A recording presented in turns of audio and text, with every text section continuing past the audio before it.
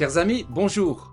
L'histoire de Daniel, placé au cœur de plusieurs règnes et doté de la sagesse de Dieu, nous révèle les desseins divins.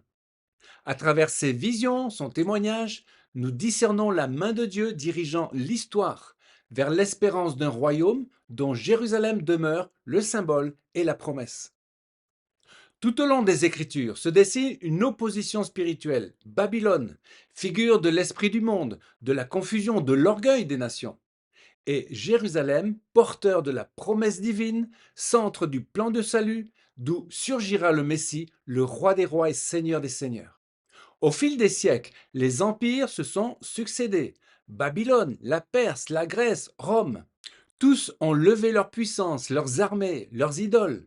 Mais au-dessus d'eux, Dieu conduisait son plan, veillait sur Israël, accomplir sa parole et préparer l'avènement du royaume éternel.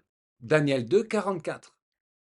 Dans le temps de ces rois, le Dieu des cieux suscitera un royaume qui ne sera jamais détruit et qui ne passera point sous la domination d'un autre peuple. Il brisera et anéantira tous ces royaumes-là, et lui-même subsistera éternellement. La vision des quatre royaumes. Une nuit, le roi Nebuchadnezzar fit un songe troublant. Il vit une immense statue resplendissante, tête d'or, poitrine d'argent, ventre d'airain, jambes de fer, pieds mêlés de fer et d'argile. Aucun sage de Babylone ne put en donner l'explication, mais Dieu la révéla à Daniel. Chaque partie de la statue représentait un royaume. Premièrement, Babylone la Grande. Deuxièmement, la Perse et la Médie unies dans leur puissance. Troisièmement, la Grèce, brillante, rapide, sous Alexandre. Et enfin, Rome, forte mais divisée, dure comme le fer et fragile comme l'argile. Ainsi, Dieu dévoilait le cours de l'histoire avant qu'elle ne s'écrive, montrant que les royaumes humains, si puissants soient-ils, ne sont que temporaires. Derrière la succession des empires, une main invisible gouverne, celle du Dieu des cieux, qui établit et renverse les rois selon son plan. Daniel 2, 37 à 38. Ô roi, tu es le roi des rois, car le Dieu des cieux t'a donné l'empire, la puissance, la force et la gloire. Il a remis entre tes mains, en quelque lieu qu'ils habitent, les enfants des hommes, les bêtes des champs et les oiseaux du ciel, et il t'a fait dominer sur eux tous. C'est toi qui es la tête d'or. La pierre qui frappe. Alors que le roi contemplait cette statue aux différents matériaux, il vit soudain une pierre se détacher sans intervention humaine. Elle frappa la statue au niveau des pieds, ce mélange fragile de fer et d'argile, et la brisa tout entière. Les métaux furent réduits en poussière, emportés par le vent, et il ne resta plus trace d'eux. Mais la pierre, elle, devint une grande montagne qui remplit toute la terre. Cette pierre, c'est le royaume de Dieu, non fondé par la puissance des hommes, ni par l'ambition d'un roi, mais par l'autorité divine elle-même. Dieu renverse les systèmes du monde, non par la force des armes, mais par la souveraineté du Messie. Les royaumes passent, leur gloire s'efface, mais le royaume du Fils de l'homme demeure à jamais. C'est le triomphe de la justice sur la violence et de la vérité sur l'orgueil, de Jérusalem sur Babylone. Daniel 2, 45. Le Dieu des cieux brisera et anéantira tous ces royaumes-là, et lui-même subsistera éternellement. C'est ce qu'indique la pierre que tu as vue se détacher de la montagne, sans le secours d'aucune main, et qui a brisé le fer, l'airain, l'argile, l'argent et l'or. La pierre, figure du Messie.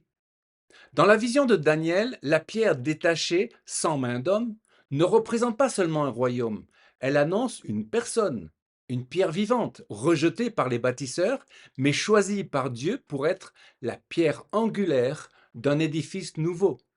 Les prophètes l'avaient déjà entrevu. Ésaïe 28, verset 16. Voici, je pose en Sion une pierre éprouvée, angulaire, précieuse, solidement posée.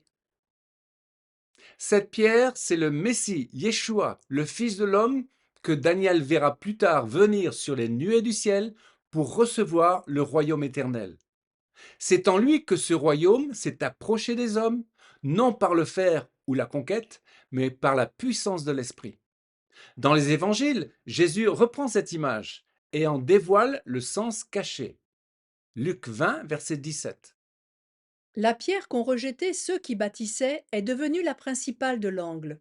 Celui qui tombera sur cette pierre s'y brisera, et celui sur qui elle tombera sera écrasé.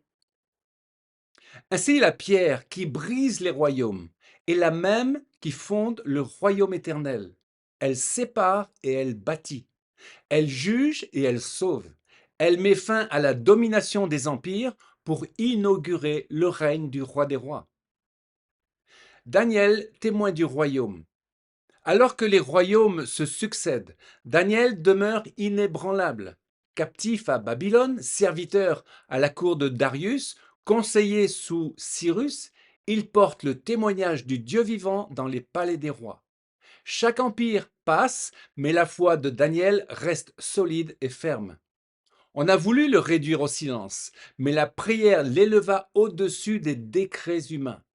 Il ouvrait ses fenêtres vers Jérusalem, la cité absente mais promise. Et 3 fois par jour, il s'agenouillait devant celui dont le règne ne connaît pas de fin. Et quand vint l'épreuve, que les lions rugirent dans la fosse, Dieu ferma leur gueule. Ce n'était plus un roi terrestre qui régnait ce jour-là, mais le roi du ciel, manifestant sa puissance en faveur de son serviteur. Alors Darius, frappé de stupeur, proclama à toutes les nations. Daniel 6, verset 26. J'ordonne que dans toute l'étendue de mon royaume, on ait de la crainte et de la frayeur pour le Dieu de Daniel, car il est le Dieu vivant, et il subsiste éternellement. Son royaume ne sera jamais détruit, et sa domination durera jusqu'à la fin. Daniel fut élevé encore plus haut, car l'esprit d'excellence était en lui. Il cherchait la sagesse d'en haut, et Dieu fit de lui un témoin vivant du royaume éternel. Combien Daniel est un modèle pour nous, et combien devons-nous avoir dans le cœur la perspective du royaume à venir. Jérusalem, espérance du royaume. Jérusalem représente la fidélité de Dieu pour le royaume, pour le retour des exilés et la promesse du roi à venir. C'est vers elle, comme Daniel, que nos regards et nos cœurs se tournent. Psaume 137, verset 6. Si je t'oublie, Jérusalem, que ma droite m'oublie, que ma langue s'attache à mon palais si je ne me souviens de toi, si je ne fais de Jérusalem le principal sujet de ma joie. Cette parole est tellement puissante. C'est comme un avertissement divin. Est-ce que Jérusalem est au cœur de nos pensées quand le monde veut la diviser? Entre Babylone et Jérusalem, c'est un choix qui se présente à nous. On est certes d'accord de ne pas choisir Babylone représentant l'esprit du monde. Alors, il nous appartient de prendre position clairement pour Jérusalem, Israël. Relisons les paroles de David. Où s'arrêtent nos pas? Psaume 122, versets 2 à 5.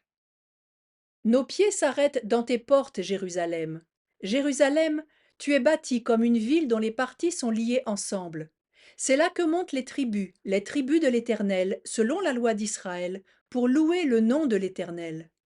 Car là sont les trônes pour la justice, les trônes de la maison de David. Au-delà des empires, le regard de Daniel était toujours tourné vers Jérusalem. La cité était en ruine, mais dans son cœur, elle demeurait vivante. Aujourd'hui, l'Église semble vivante, pourtant bien souvent, elle ignore la souffrance d'Israël. Elle ignore que le peuple juif, fils premier-né de l'Éternel, est méprisé et ruiné dans les nations. Alors les amis, avec détermination, faisons de Jérusalem le principal sujet de notre joie. Amen. Chers amis, à une prochaine fois pour une nouvelle vidéo en direct de Jérusalem.